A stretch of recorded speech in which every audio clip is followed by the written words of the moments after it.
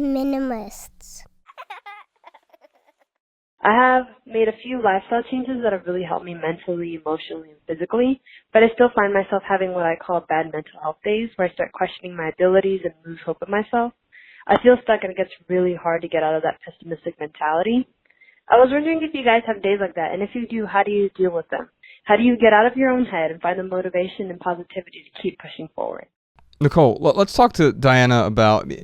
First, I hear this value judgment right at the beginning. I have these bad mental health days, which presupposes there are good mental health days and bad mental health days. I suspect you don't look at it that way. I actually urge and suggest us all to redevelop a new habit of not passing judgment, period. Okay. Getting rid of good, bad, should, shouldn't, another judgment we love to cast upon ourselves. So yes, simple answer, be as objective as possible. Things are as they are. Yes. Yeah. So what do you tell someone, like if Diana were to come to you and talk to you about the pessimism that she's feeling, these bad mental health days, how would you try to help her unpack this? So peeling back the layer, and we'll call it distress, right? There's distress. I'm having a distressing day, a stressful day, not bad. Mm-hmm. The first thing I would offer is it's normal. Yeah. Right? I think a lot of us think, and I think probably I was this person at one time, we have some expectation of one feeling state forevermore. And we just, that isn't what human is. Human, we have a breadth of feelings, the positive, for lack of a better word, end of the spectrum, and negative. So there's fluctuation. We need to learn how to have a stressful thing happen, metabolize the stress, become stressed in our bodies, if you will, and then return to baseline. So the first offering I would make is that variation in our human experiences around our emotions is normal. So any of us that are thinking we're going to avoid the more distressing side of emotions isn't the case. With that said, we can really begin to understand the role we're playing in terms of our emotional world. And what I mean when I say that is, if you are someone, so Diana, right, maybe I know that I ruminate. Maybe I can see that first negative train of thinking, oh, today's a no good, very bad day. Then I just keep repeating that throughout the day.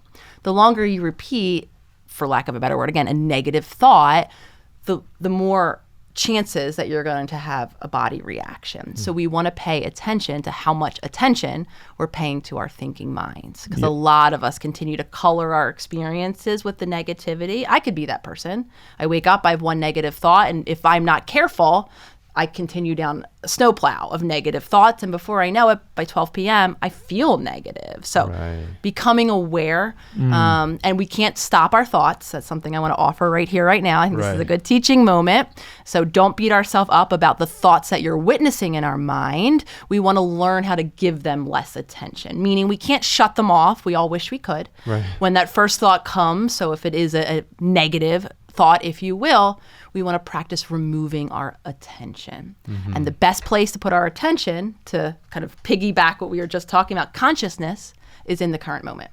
So we can use our senses. What am I seeing, touching, tasting, feeling? Can I focus on what I'm feeling in this moment instead of my maybe negative-based thought patterns? Yeah. I remember one time I missed this phone call with a man that I had set up a specific time to talk to him. I was like 2 hours late to it, and I felt so horrible. And I was talking to him, and he could tell. He's like, dude, you're really stressing out about this, aren't you? And I'm like, yeah, man, like this is something that shows up in my life. And like I made this commitment to you. I feel really bad that I broke it. And he was like, if you want to earn my forgiveness, he's like, I want you to be kind to yourself about this. He's like, that is how you can be forgiven by me. But it was the best advice that I ever got, because now when I find myself having these bad days, which I do, I have a lot of them, instead of getting caught in that spiral of self-doubt or that self-judgment, I try to talk to myself a little bit kinder. Even if I screw up something, instead of beating myself up, it's a matter of like, okay, what can I learn from this? How can I be kind to myself through this negative emotion? One of the best pieces of advice that I ever had. What do you think about like physical activities when someone is feeling down? For me, I know like sometimes just going on a walk will help me feel a little bit better, getting out in the sun. Exercising, like if I can just get on, I have an exercise bike, if I could get on there for like 20 minutes, I know that I feel so much different afterwards. These aren't like miracle cures, but they are they help. They definitely help. But does that play a role at all with these bad days? 100%. I mean, part of holistic is acknowledging the connection between the mind and the body. So just as much as we're all talking about, right, my thoughts, and I think most listeners have that experience. I think a stressful thought, my body starts to release stress hormones. My heart rate might start to increase. I might tense. My body is sending messages to my mind. So for some of us, and this is where it's really individualized, which is why you'd never hear me proclaim universally, everyone do this when we're sad or this when we're angry, because we all are different energetically. Yeah. A lot of us, though, movement, even gentle stretching, just moving. We have energies coursing through our body at all times. Breathing, walking. It doesn't have to be something strenuous. I know a lot of us are compromised physically. However, discharging our energy physically can go a long way to calm our body. And then the signal that the message our mind will begin to get is one that's somewhat calmer than that agitated energy. So I'm like you, I've learned very begrudgingly so, that especially when I'm what I label as agitated, and that's going to be different for everyone else, but what I've come to know my body is in agitation. Unfortunately, I have to get and take the walk, do the movement. It's might be the last thing I want to do.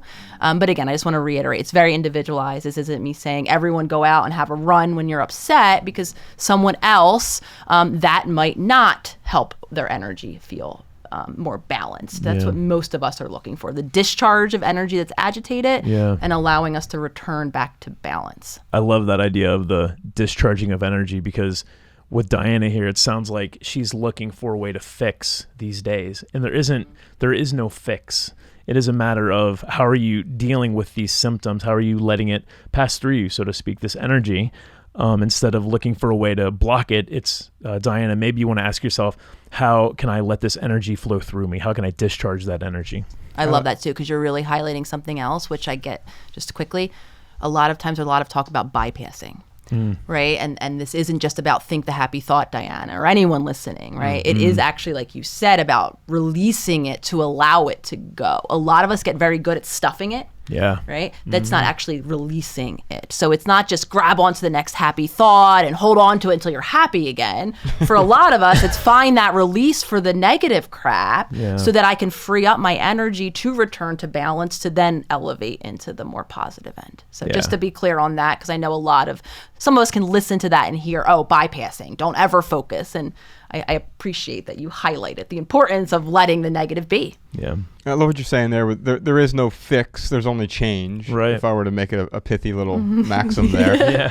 And because we are, and what I love about what you're talking about here, Nicole, is you're not offering the prescription. It's not the 7-step plan to be happy, right? Because we've tried all of those and they haven't worked out for us very well, right? We've tried the steps, and momentarily, through chasing pleasure or chasing happiness, we've achieved it momentarily, but of course it's always ephemeral, and then we're always let down because, oh wait, I didn't achieve the state of perpetual pleasure. Well, it's because that state doesn't exist. And the problem here is actually the solutions are turned into the problem. Like people like Diana and myself and most of us, we seek out the fix, right? And by seeking out the fix, in many cases, it actually makes us more discontent, doesn't it?